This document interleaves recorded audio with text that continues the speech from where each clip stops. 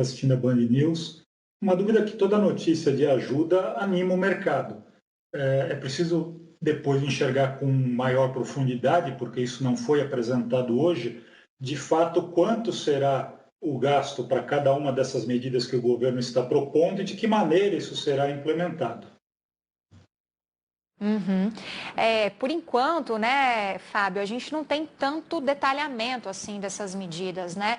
Mas o interessante é que são medidas já pensando no momento posterior à questão da pandemia do coronavírus, uma forma também de se investir um pouco mais em infraestrutura. Eles mencionam a questão de obras públicas, de atração de investimento privado. A questão é, o mercado também está com dificuldade, né? Também vai levar um tempo para se recuperar. Em que medida que o governo pode conseguir atrair o investimento privado no momento em que as próprias empresas podem ainda estar ali patinando para se recuperar da crise? Esse é um ponto bastante interessante quando o governo escolhe abordar a retomada do crescimento econômico pós-pandemia através de gastos na infraestrutura. De alguma maneira, isso se assemelha, tá, um pouco, parece inspirado naquele velho plano Marshall, depois da Segunda Guerra Mundial, quando os Estados Unidos colocou uma quantia substancial de dinheiro nos países afetados pela guerra.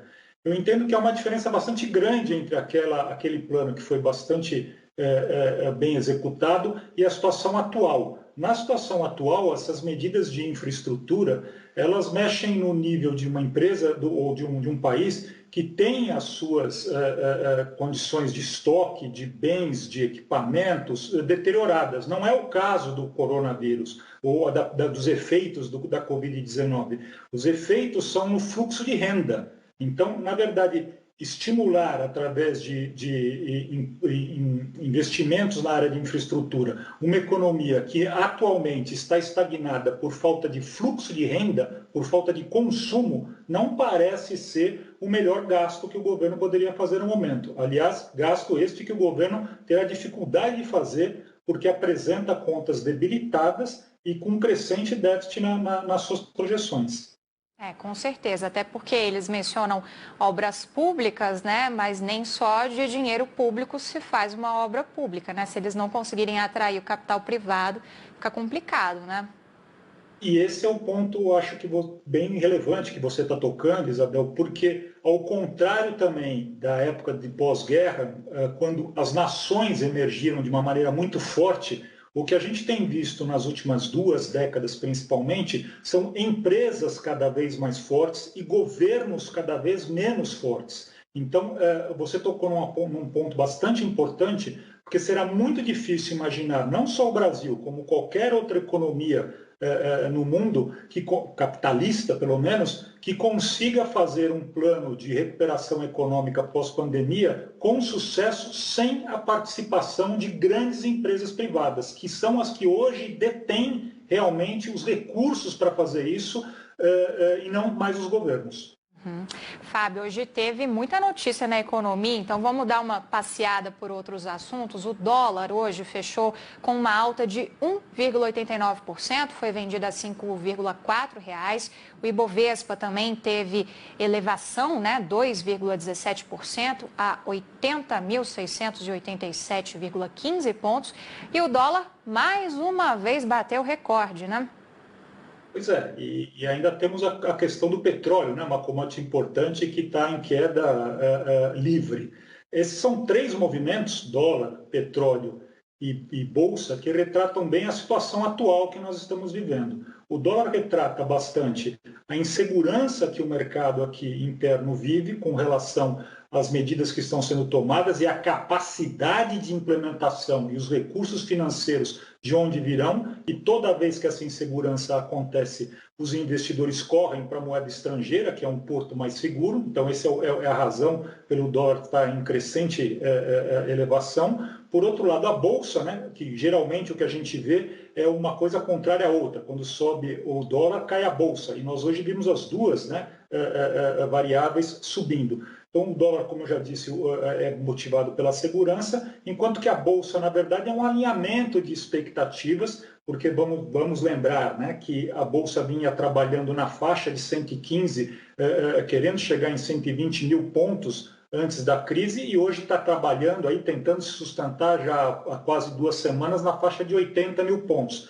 que é uma perda de quase 50%, né, de quase, 30% com relação ao que vinha trabalhando antes da pandemia. Isso é um alinhamento de expectativa, obviamente que as notícias foram boas lá fora, porque vários governos estão se mexendo para injetar dinheiro na economia, retomar as economias pós-pandemia, e os efeitos da pandemia também parecem começar a dar sinais de diminuição, e ele motivou o aumento da Bolsa. E o petróleo ele está fortemente atrelado ao que eu vinha dizendo anteriormente, ou seja, uma queda brutal de consumo, né, inclusive aqui no Brasil, em todos os países de maneira geral, e que vai derrubando a commodity, e não só o petróleo, como outras commodities, nós deveríamos ver uma queda de preço também nos próximos meses. Uhum.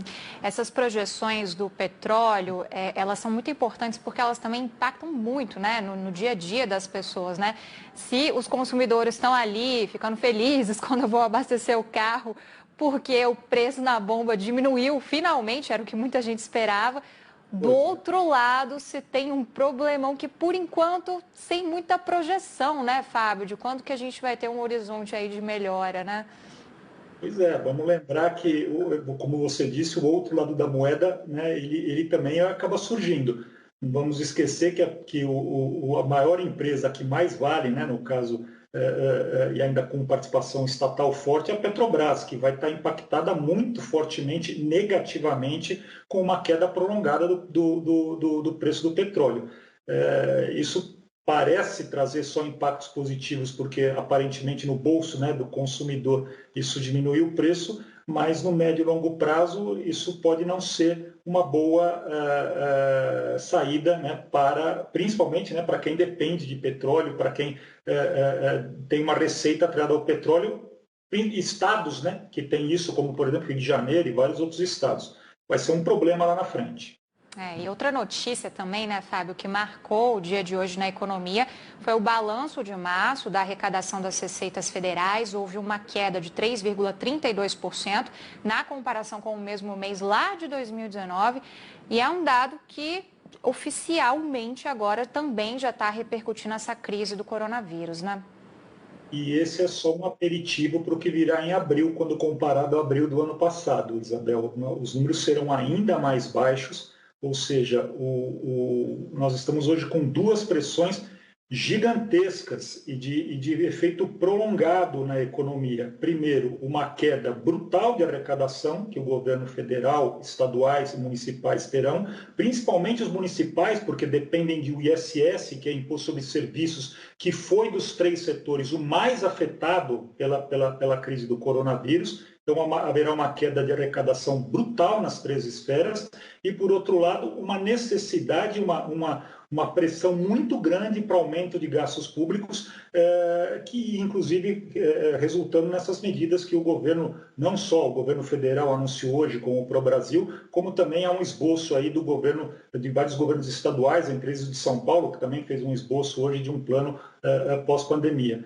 Então, serão desafios bastante grandes, gastar mais com menos nos próximos anos. E estamos falando aí dos próximos anos, o próprio governo reconhece, isso deverá se estender aí, esse plano Pro-Brasil é um plano com horizonte de 10 anos. Né?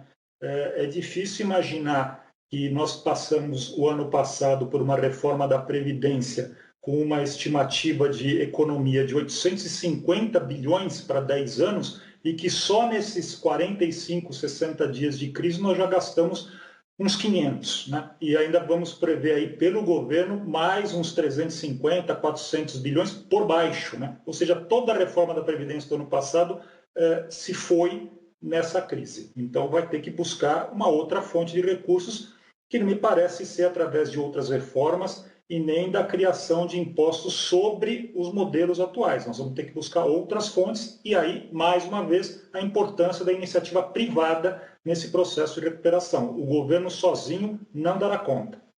Com certeza. A gente conversou com o economista Fábio Astraucas, que ajudou a gente a entender um pouco mais do que está acontecendo na economia nesse momento de crise, né? por conta da pandemia do coronavírus. Ele é professor do INSPER e CEO também da Ziggen. Fábio Astraucas, obrigada pela participação por aqui. Boa noite para você.